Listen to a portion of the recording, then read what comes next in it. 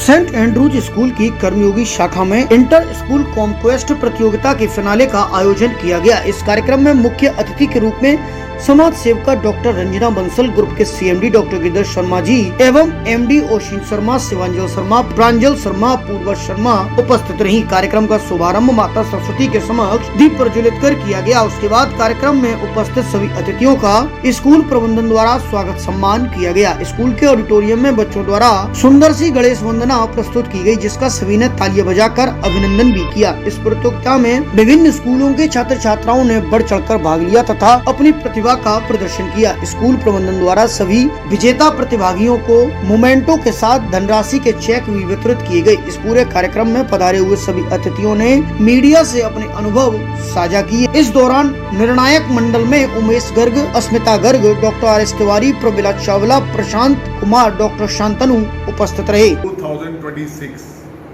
अपने आप में बहुत ही अभिनव प्रयोग है और स्कूली बच्चों को उनके छात्र जीवन से उनको एक दिशा देने वाला कार्यक्रम है, जिसमें हमने 3 प्रतियोगिताएं रखी थी और इसका प्रीलिमिनरी राउंड 1 अगस्त को संपन्न हुआ था और आज इसका फिनाले है, प्राइज डिस्ट्रीब्यूशन है।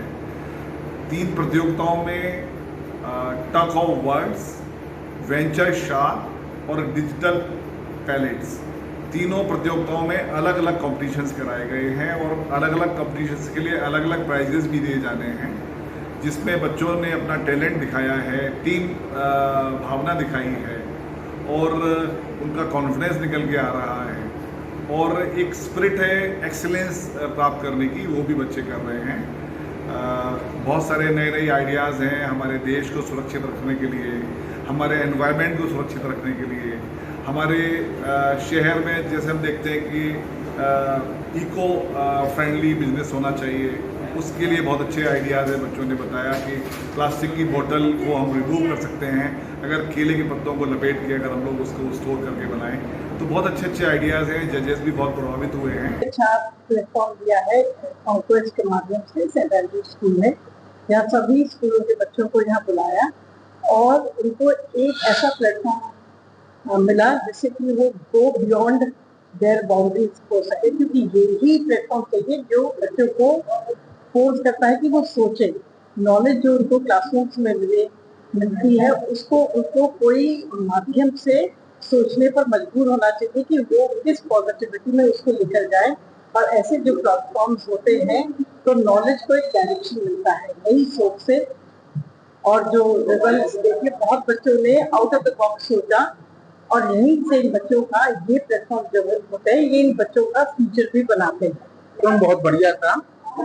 जो स्लॉट हमको दिया गया था उसमें बेसिकली युवा वर्ग भारत के लिए आत्मनिर्भर होने के लिए क्या क्या आइडिया सोचता है वो जो है उन्होंने अपना प्रेजेंटेशन किया था। नए आइडिया, स्टार्टअप कैसे जो है ना किया जाए, कैसे फंडिंग ली जाए, वो उन्होंने नए आइडिया जो है ना अपनी जो है ना प्रेजेंटेशन में दिए थे।